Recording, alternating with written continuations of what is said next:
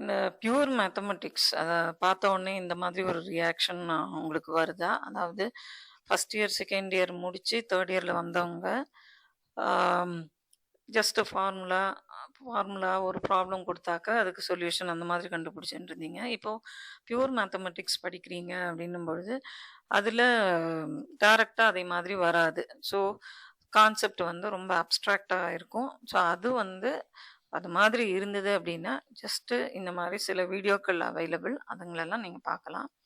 So இந்த வீடியோவும் அதுக்காக தான். உங்களுக்கு அந்த மாதிரி ஒரு ஆ மொகம் சுளிக்கிற மாதிரி உங்களுக்கு பியூர் மேத்ஸ் இருக்குது அப்படின்னா, you can just watch this video.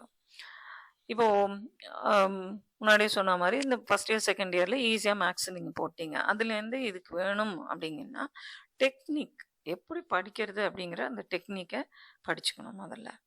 முதல்ல மேத்தமெட்டிக்ஸ்னா என்னது? அ கலீலியோ அவர் என்ன சொல்றாருன்னா, மேத்தமெட்டிக்ஸ் அப்படிங்கிறது ஒரு மொழி. It's a language. அதில தான் கடவுள் வந்து இந்த உலகத்தையே, இந்த யுனிவர்ஸையே அவரு எழுதியிருக்கிறாரு அப்படின்னு சொல்லி ஆம், அவரு கலீலியோ சொல்லியிருக்கிறாரு. ஸோ உண்மையிலேயே மேத்தமெட்டிக்ஸ் அப்படிங்கிறது லாங்குவேஜ் தானா? அப்படின்னா, ஆமா. மேக்ஸுங்கிறது யுனிவர்சல் லாங்குவேஜ். அதில சிம்பிள்ஸும், அந்த ஈக்குவேஷன்ஸ் ஃபார்ம் பண்ணி நம்ம எழுதுறதும், அதெல்லாம் பார்த்தீங்கன்னா, உலகத்தில உள்ள எல்லா நாடுகள்லயும் அது ஒரே மாதிரி தான் இருக்கும். அப்போ ஒரு லாங்குவேஜ், ஒரு மொழி அப்படின்னா, என்னலாம் அதில இருக்கணும் அப்படின்னா, ஒரு லாங்குவேஜ்ல வொக்காபுலரி இருக்கணும், கிராமர் இருக்கணும் அண்ட் சின்டாக்ஸ் இருக்கணும். அதாவது வார்த்தைகள் முதல்ல அந்த லாங்குவேஜ்ல நெறைய வார்த்தைகள் நமக்கு தெரியணும். அந்த கிராமர் படி, இலக்கணப்படி அத எப்படி சொல்றது? இலக்கண பிழை இல்லாம எப்படி சொல்றது? இலக்கணம் பிழை இல்லாம இருக்கும். அவர் வந்தார் அப்படிங்கிறது கரெக்ட்டு தான். ஆனா அந்த அவர் அப்படிங்கிறது யார குறிக்கிது? அவருங்கிறது ஒரு எலியோ, ஒரு காக்காயோ இருந்ததுன்னா, ஆனா வந்து அவர் வந்தார், அவர் போனார் அப்படிங்கிறது அவர் வந்தார் அப்படிங்கிற வார்த்தை கிராமட்டிக்கலி கரெக்ட். ஆனா அந்த கான்டெக்ஸ்ட் அப்படின்னும் பொழுது, அந்த கான்டெக்ஸ்ட் ஒரு அனிமலையோ, ஒரு பேர்டையோ ஏதோ ஒண்ணு ரெஃபர் பண்ணும்பொழுது, it is not correct. So, அப்ப சின்டாக்ஸும் நம்ம கரெக்ட்டா பார்த்து எழுதணும். ஸோ, இதெல்லாம் வச்சிருக்கிறது தான் ஒரு லாங்குவேஜ். அப்போ மேத்தமெட்டிக்ஸ்லயும் இதே மாதிரி வொக்காபுலரி, கிராமர், சின்டாக்ஸ் அதெல்லாம் இருக்கு. அப்போ அத வச்சு தான் நம்மளால ஒரு மேத்தமெட்டிக்கல் கான்செப்ட்ட எஃபெக்டிவா நம்மளால கம்யூனிகேட் பண்ண முடியும். இப்போ இந்த வீடியோல நம்ம என்ன பார்க்க போறோம் அப்படின்னா, அப்ஸ்ட்ராக்ட் அல்ஜிப்ரா. ஆக்சுவலா அப்ஸ்ட்ராக்ட் அல்ஜிப்ரா, லீனியர் அல்ஜிப்ரா 2 இருக்கு. ஸோ எதுக்குமே நமக்கு வந்து இந்த வொக்காபுலரி, கிராமர் அண்ட் சின்டாக்ஸ் தெரிஞ்சா தான். பட் ஒன்ஸ் அப்ஸ்ட்ராக்ட் அல்ஜிப்ரா புரிஞ்சிருச்சு அப்படின்னாக்கா, linear algebra you can easily follow. So இந்த வொக்காபுலரி அப்படின்னு வரும்பொழுது, என்னெல்லாம் அதில குறைஞ்சபட்சம் என்னெல்லாம் நமக்கு தெரிஞ்சிருக்கணும் அப்படின்னாக்க, இந்த இன்டிஜர்ஸுங்கிற வார்த்தை, ரேஷனல் நம்பர்ஸுங்கிற வார்த்தை, ரியல் நம்பர்ஸ், காம்ப்ளெக்ஸ் நம்பர்ஸ் இதெல்லாம் வரும்.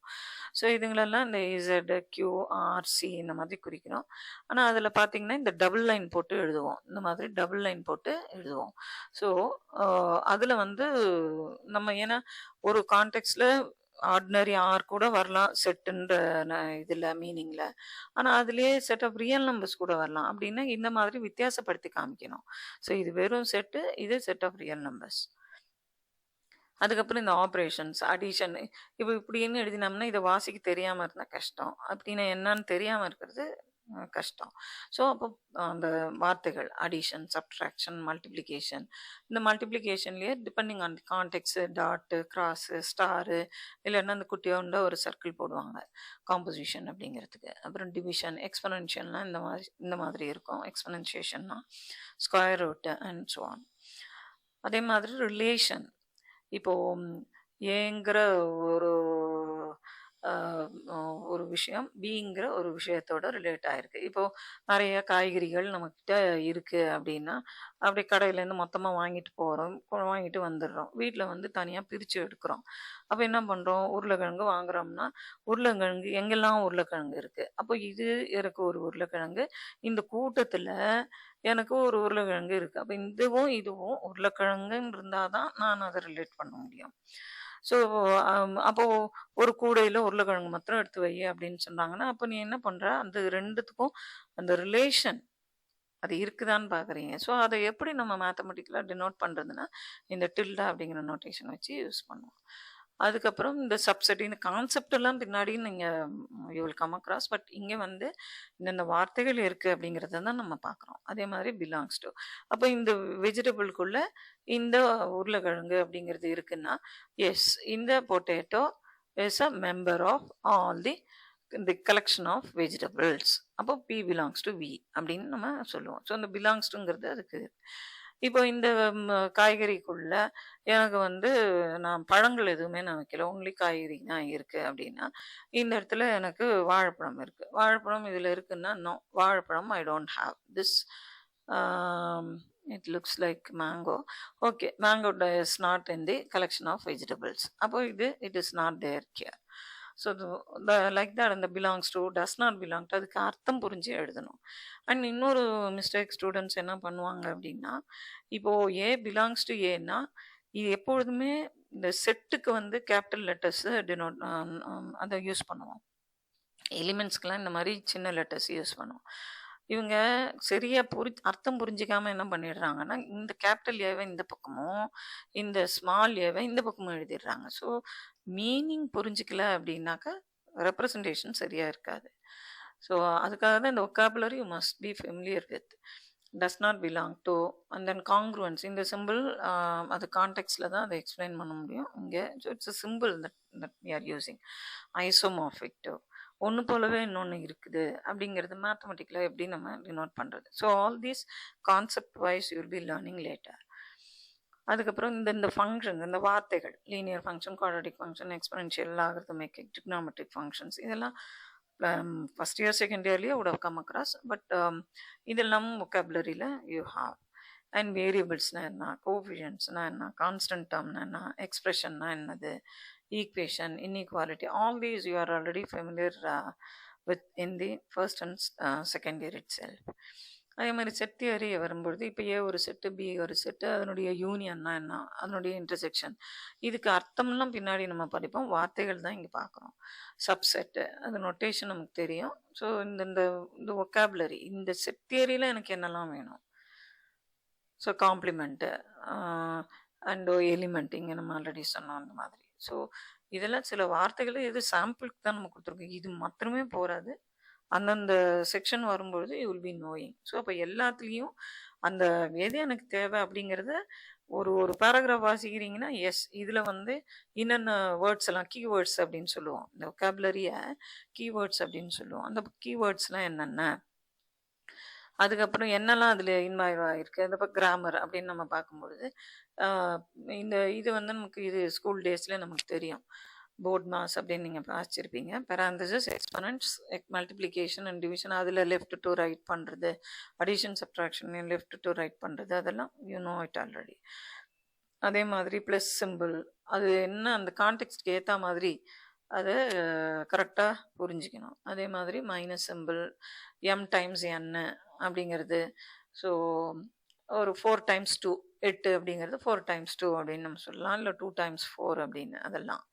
ஸோ இதெல்லாம் தெரியணும். வார்த்தைகளில் எழுதவும் தெரியணும். மேத்தமெட்டிக்ஸை பொறுத்த வரைக்கும் வார்த்தைகள்லையும் எழுத தெரியணும், நோட்டேஷன்லையும் எழுத தெரியணும். அது அந்த இதில் தரவாக இருந்தால் தான் ஈஸியாக அந்த கான்செப்ட்லாம் மண்டைக்குள்ளே ஒட்டும். திரும்ப you can recollect and write. Then இந்த function notation F of X, G of X, இதில் வந்து ஹர்ஸ்டின் புக்கு நிறைய காலேஜஸில் ஃபாலோ பண்ணுறாங்க. Topics in algebra by I N Herstein. அதில் பார்த்தீங்கன்னா சில இடங்களில் ஆரம்பங்கள்லாம் பார்த்தீங்கன்னா இந்த மாதிரி எலிமெண்ட் வந்து லெஃப்ட்லேயும் மேப்பிங் வந்து ரைட்லேயும் எழுதியிருக்கிறாரு. சிக்மான்னு ஒரு மேப்பிங்கு. ஸோ அது இமேஜை வந்து இமேஜ்னு சொல்லுவோம். அது அந்த கான்டெக்ஸ்டில் உங்களுக்கு புரியும் அது. பட் இது இந்த மாதிரி ஒன்று இருக்குது, இது ரியல் அனாலிசிஸில் ஆரம்பத்துலேருந்து இப்படி தான் முடிச்சுப்பாங்க. அப்போ இதுவும் வேற, ஆனால் அர்த்தம் ஒன்று தான். ஆனால் நொட்டேஷன் வந்து இட் வேரிஸ். ஸோ மீனிங் புரிஞ்சு படித்தோம்னா ஒன்றும் பிரச்சனை வராது. அதே மாதிரி இன்னொரு குவான்டிஃபையர், இந்த there exist, for all, for every, இதெல்லாம் வந்து அடிக்கடி யூஸ் ஆகும். ஸோ இதுக்குரிய மீனிங் தெரிஞ்சு, இது நொட்டேஷனு, இதுக்குரிய மீனிங் தெரிஞ்சு அந்தந்த எந்த இடத்துல வேணுமோ அது தேவையான மாதிரி நம்ம யூஸ் பண்ணோம். அதுக்கப்புறம் இந்த implies symbol, implies and implied symbol, இதெல்லாம் வந்து ப்ரூஃப் நம்ம எழுதும்பொழுது will be using. And method என்னென்ன டெக்னிக்ஸ் எல்லாம் இருக்குங்கிறது ஒரு வீடியோவில் பார்த்துருப்பீங்க. Direct proof, proof by contradiction, proof by induction and contrapositive statement, அதை வச்சு ப்ரூவ் பண்ணுறது அதெல்லாம் இருக்குது. அண்ட் தென் சின்டாக்ஸ் அப்படின்னு வரும்பொழுது இதில் கரெக்டாக நம்ம சொல்லணும். இப்போது ஒரு உதாரணத்துக்கு இப்போ அவர் வந்தார் அப்படின்னு ஒரு வார்த்தை இருக்குது அப்படின்னா, அவர் வந்தார், அவர் இதை செய்தார் அப்படின்னு இருக்குன்னா, அவர் அப்படிங்கிறது கரெக்டு தான். அவர் வந்தார், அவர் செய்தார் அப்படிங்கிறதெல்லாம் சரிதான். ஆனால் அந்த அவருங்கிறது யாரு?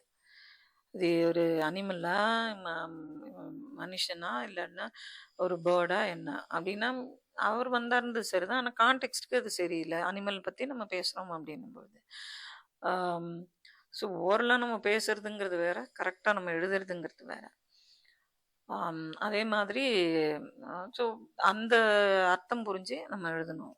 ஸோ இப்போ syntax will take care of all this. அது வந்து ப்ராக்டிஸ் பண்ண உங்களுக்கு அது தன்னால் வந்துடும். பட் அது மாதிரி ஒன்று இருக்குங்கிறது தெரியணும்.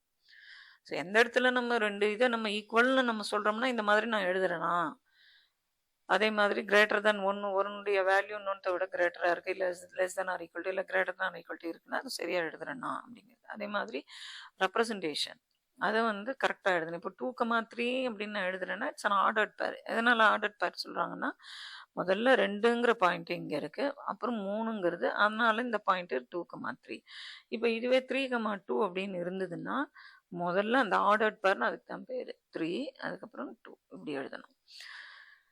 ஸோ அதே மாதிரி அல்ஜிப்ரிக் மேனிப்புலேஷன், அதில் வந்து கரெக்டாக அதெல்லாம் செய்யணும். இது வந்து ஃபஸ்ட் இயர்லேயே வாசிச்சிருப்பீங்க, சால்விங் லீனியர் ஈக்குவேஷன்ஸ். அதில் வந்து ரோவைஸ் ஆப்ரேஷன் மாத்திரம்தான் அலவுடு. ரேங்க் கண்டுபிடிக்கணும்னா மேட்ரிக்ஸ் ஃபார்மில் எழுதிட்டு row wise operation allowed, column wise operation not allowed. So சாதாரணமாக ரேங்க் கண்டுபிடிக்கிறதுக்கு ரோ காலம் வந்து நம்ம யூஸ் பண்ணிக்கலாம் ஆப்ரேஷன்ஸ். ஆனால் அப்போ இந்த எந்த இடத்துல இருக்கும் அந்த கான்டெக்ஸ்ட் ஏற்ற மாதிரி பார்த்து அதை தெரிஞ்சு பண்ணணும். அது அதே மாதிரி இங்கே செட் நோட்டேஷன் பார்த்தீங்கன்னா, இது வந்து லீனியரோ அப்ட்ராக்டோ ரெண்டுத்துலையுமே இது யூஸ் ஆகும். ஒரு ப்ராப்பர்ட்டி வச்சுருக்கோம். அந்த எக்ஸுங்கிறது 0க்கு என்னென்ன எக்ஸ் எல்லாம் 0க்கு எடுத்துன்னு போகப்படுது, இல்லை எந்தெந்த எக்ஸ் எல்லாம் எக்ஸ்2க்கு எடுத்துகிட்டு போகப்படுது, இந்த மாதிரி ஒரு ப்ராப்பர்ட்டியை டிஸ்கிரைப் பண்ணி ஒரு விஷயத்தை சொல்லும் பொழுது அதை நோட்டேஷனில் முன்னாடியே சொன்ன மாதிரி வார்த்தைகளில் சொல்ல தெரியணும். அதுக்கு அதே மாதிரி நோட்டேஷன்லேயும் எழுத தெரியணும். ஸோ அதுக்கு தான் you need to have practice. So இந்த மாதிரி ஒரு ஈஸி மேத்தமெட்டிக்ஸ்லேருந்து ரிக்ரஸ் மேத்தமெட்டிக்ஸ்க்கு போகிறது அப்படிங்கிறது வந்து கொஞ்சம் ஆரம்பத்தில் சிரமமாக தான் இருக்கும். ஃபஸ்ட் இயர் செகண்ட் இயரில் ஈஸியாக படிச்சுட்டு தேர்ட் இயரில் திடீர்னு ஒரு பியூர் மேக்ஸில் உங்களை நீங்கள் இன்ட்ரடியூஸ் பண்ணிக்கும் பொழுது கொஞ்சம் கூட கஷ்டமாக தான் இருக்கும். ஸோ அதுக்கு நிறைய புக்ஸ் எல்லாம் இருக்குது. பட் இந்த மாதிரி ரொம்ப ஈஸியாக அந்த பேசிக் கான்செப்ட்ஸு இதெல்லாம் நீங்கள் தெரிஞ்சுக்கங்க அப்படின்னு இந்த எலியாஸ் ஜாக்கான் அப்படிங்கிறவங்க பேசிக் கான்செப்ட்ஸ் ஆஃப் மேத்தமெட்டிக்ஸ் அப்படிங்கிற ஒரு பிடிஎஃப்ல கொடுத்துருக்காங்க. அது வந்து இந்த வெப்சைட்டில் அது அவைலபிள். ஸோ அதை டிஸ்கிரிப்ஷன்லேயும் நான் கொடுக்குறேன். இப்போ இந்த ஜிபிடிசி ரூல் இது வந்து நீங்கள் ஆல்ரெடி பார்த்துருப்பீங்க ஒன் ஆஃப் த வீடியோஸில். இது என்ன அப்படின்னாக்கா, எனக்கு என்ன கொடுக்கப்பட்டிருக்கு, எனக்கு இந்த ஓகே எனக்கு வெக்காபுலரி தெரிஞ்சிருச்சு, கிராமர் தெரிஞ்சிருச்சு, சின்டாக்ஸ் தெரிஞ்சிருச்சு. இப்போ ஒரு ப்ரூஃப் நான் எழுதணும் பண்ணணும் அப்படின்னா, நான் ஒரு படிக்கணும் அல்லது அதை நான் ரீப்ரொடியூஸ் பண்ணணும். நான் படிக்கிறது ஒழுங்காக படித்தா தான் ரீப்ரொடியூஸ் பண்ண முடியும். ஸோ அது படிக்கிற விதமே எனக்கு தெரியல அப்படின்னாக்க, சும்மா இங்கே ஒன்றும் அங்கே ஒன்றும் பரீட்சைக்கு முன்னாடி இங்கே ஒன்றும் அங்கே ஒன்றும் படிச்சுட்டு நீங்கள் போனீங்கன்னா உங்களால் அதை எழுத முடியாது. ஸோ சிஸ்டமேட்டிக்காக பண்ணுறது அப்படின்னாக்கா இந்த ஜிபிடிசி ரூலில் ஃபாலோ பண்ணணும். என்ன எனக்கு கொடுக்கப்பட்டிருக்கு, கிவன் என்ன நான் சொல்லணும், ஒன்றை நான் ப்ரூவ் பண்ணணும், what is to B proved, என்ன டெக்னாலஜி ஆர் டெக்னிக் யூஸ்டு இல்லை மெத்தடாலஜி யூஸ்டு, அதுக்கப்புறம் நான் என்ன சொல்லணும்னு நினச்சேனோ அதுதான் நான் கன்க்ளூட் பண்ணுறேன். நான் இதுக்கு உதாரணத்துக்கு பார்த்தீங்கன்னா, இந்த சப்போஸ் ஐ கன்சிடர் ஒரு ரவை உப்புமா பண்ணணும் அப்படின்னு வச்சுக்காங்க. அப்போ எனக்கு இன்க்ரீடியன்ட்ஸ் எனக்கு தேவை. ஸோ என்னென்ன இன்க்ரீடியன்ட்ஸோ அதெல்லாம் நம்ம லிஸ்ட் பண்ணுறோம். So that is my what is given, அந்த ஜிங்கிறது இது. அதுக்கப்புறம் நான் என்ன ப்ரூவ் பண்ணணும் அப்படின்னாக்கா, ரவை உப்புமாங்கிறத நான் கொடுக்கணும் அப்படிங்கிறது தான் வாட் இஸ் டு பி ப்ரூவ்டுன்னா, what is to be found, what is to be proved எது வேணாலும் இங்கே இருக்கலாம். ஸோ அதுதான் எனக்கு ரவை உப்புமா எனக்கு வேணும். சரி, அப்போ இது இன்கிரீடியன்ட்ஸு எனக்கு தேவை இது அப்படின்னு தெரிஞ்ச உடனே எனக்கு வருமா அப்படின்னா வராது. எனக்கு ரெசிபி தெரியணும். ஸோ ரெசிபி தெரியணும் அப்படிங்கிறது தான் இந்த இடத்துல நம்ம டெக்னிக் ஆஃப் மேக்கிங் அந்த ரவா உப்புமா. ஸோ அதுதான் நமக்கு தெரியணும். ஸோ அது அது முறைப்படி நம்ம செய்யலை அப்படின்னா எனக்கு என்ன கன்க்ளூட் பண்ணோம் ரவா உப்புமான்னு கன்க்ளூட் பண்ணோம். அப்போ இது முறைப்படி நான் செய்யலை அப்படின்னு சொன்னால் எனக்கு அது களிய மாதிரி ஆகலாம். இல்லை ப்ராப்பராக அது குக் ஆகாமல் கூட இருக்கலாம். ஸோ அந்த மாதிரி வரும். அதே மாதிரி தான் தேரம் ப்ரூவ் பண்ணுறதுலையும் எனக்கு என்ன கொடுக்கப்பட்டிருக்கு, நான் என்ன ப்ரூவ் பண்ணணும், என்ன டெக்னிக்கை நான் யூஸ் பண்ணணும். இப்போ நம்ம சொன்னோம் ப்ரூஃப் டெக்னிக்ஸில் நிறைய மெத்தடாலஜி இருக்குது அப்படிங்கிறது. ஸோ அதை யூஸ் பண்ணி கரெக்டாக கன்க்ளூட் பண்ணணும்.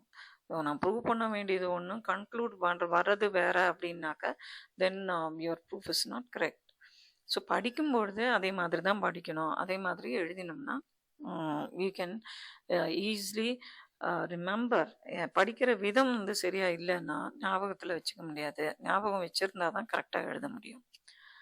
ஸோ இந்த ரூல்ஸு இந்த அர்த்தங்கள் புரிஞ்சு படிச்சிங்கன்னா எல்லாருமே பியூர் மேக்ஸை ஒரு வெறுப்பாக பார்க்கற அவசியமே இருக்காது.